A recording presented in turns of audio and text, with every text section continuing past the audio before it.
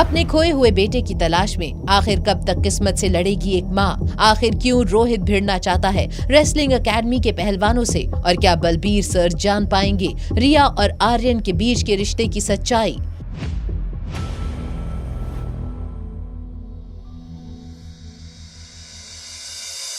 जैसे ही रोहित के कदम बलबीर सर की एकेडमी में पड़े, वैसे ही बलबीर सर ने आर्यन को रिया समझ लिया। रिया का नाम सुनते ही आर्यन के मन में खतरे की घंटी बज चुकी थी। आर्यन समझ गया था कि कहीं न कहीं बलबीर सर रिया को जानते थे, इसीलिए सिचुएशन को बड़ी ही होशियारी से संभालते हुए आर्यन ने कहा, मैं रिया नहीं आर्यन हूँ।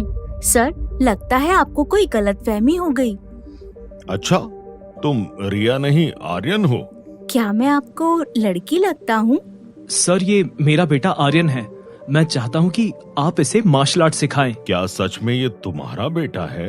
हाँ, आर्यन मारवा मेरा बेटा है, लेकिन आप ऐसे क्यों पूछ रहे हो? बलबीर सर के हाव भाव से ये साफ नजर आ रहा था कि उन्हें आर्यन को ट्रेन करने में कोई दिलचस्पी नहीं थी। इससे पहले कि बलबीर सर किसी न किसी तरीके से आर्यन का एडमिशन रिजेक्ट करते, रोहित ने ललकारते हुए कुछ ऐसा कहा जिससे सुनते ही रिसेप्शन एरिया में खड़े सभी लोग चौंक गए। ठीक है, फिर मैं आपकी एकेडमी को चैलेंज करता हूँ। अगर आपके किसी काबिल रेसलर को मैंने हरा दिया तो आपको आर्यन को एडमिशन देना पड़ेगा। भाई, ये क्या बोल रहे हो तुम? एक बार आसपास खड़े मुस्टंडे को तो देख लो, ये लोग तुम्हारा कीमा बना देंगे। रोहित ने धीरज की बातों को ऐसे अनसुना किया जैसे वो बातें उसके कानों तक पहुंची ही ना हो। रोहित बस किसी भी कीमत पर आर्यन का एडमिशन इस एकेडमी में करवाना चाहता था। तो वहीं दूसरी तरफ बलबीर सर को ये समझ आ गया था कि हो ना हो यही अनिका का खोया हुआ बेटा हो सकता है। मिल गया, आखिरकार ये मिल ही गया। कौन मिल गया? आप किसकी बात कर रहे हो? अरे, मेरा मतलब था कि मुझे मेरा शिष्य मिल गया। रोज शाम को ट्रेनिंग खत्म होने के बाद आर्यन को ले जाना। अब तुम लोग जाओ यहाँ से। सर, काफी सालों से मुझे भी आपसे मार्शल आर्ट सीखना था। मुझे भी आप अपना स्टूडेंट बना दीजिए। बिल्कुल नहीं। तुमने ये सोच भी कैसे लिया कि तुम मेरे स्टूडेंट बन सकते हो? मेरे स्टूडेंट बनने के लिए पहले काबिल बनो।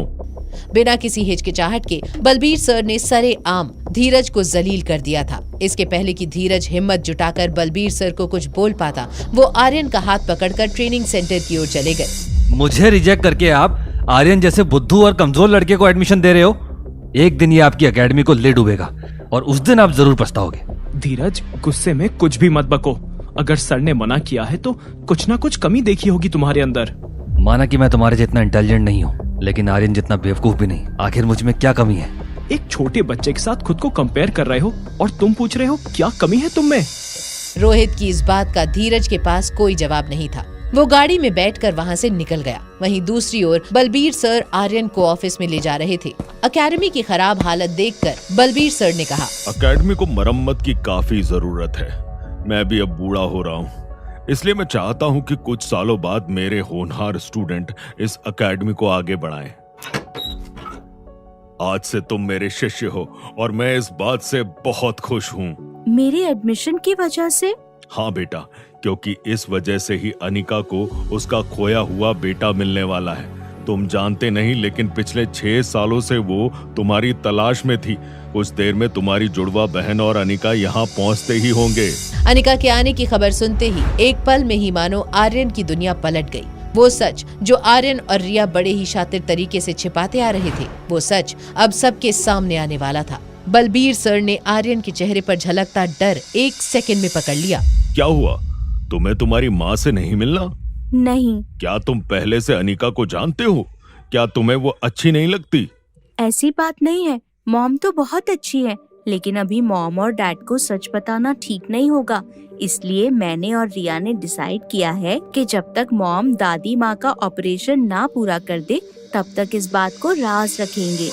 आर्यन और रिया की सूझबूझ से बलबीर सर हैरान हो गए थे। इतने छोटे बच्चों में इतनी समझ देखकर बलबीर सर को यकीन हो गया था कि ये दोनों बच्चे इस एकेडमी का नाम रोशन करेंगे। तो आज से मार्शल आर्ट सीखने के लिए तैयार? लेकिन सर, आपको एक प्रॉमिस करना पड़ेगा। कैसा प्रॉमिस? यही कि आप मेरे और रिया के बारे में डैड और मॉम को नहीं बताएंगे। अगर मैं तुम्हारी बात ना मानूं तो फिर मैं आपका स्टूडेंट नहीं बन पाऊंगा।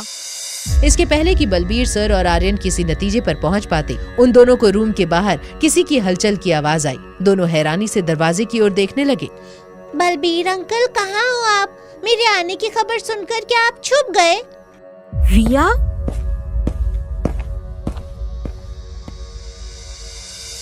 क्या बलबीर सर बनेंगे आर्यन और अनिका के मिलने की वजह? ये चौंका देने वाले सच का सामना आखिर कैसे करेंगे रोहित और अनिका? अनिका मिल पाएगी अपने बेटे आर्यन से या किस्मत फिर से खेलेगी कोई नया खेल? जानने के लिए देखिए अगला एपिसोड सिर्फ पॉकेट एफएम के YouTube चैनल पर। और एक लड़की को देखा तो के सारे एपिसोड्स को सुनने के लिए डिस्क्रिप्शन में दी हुई लिंक से डाउनलोड कीजिए पॉकेट एफएम।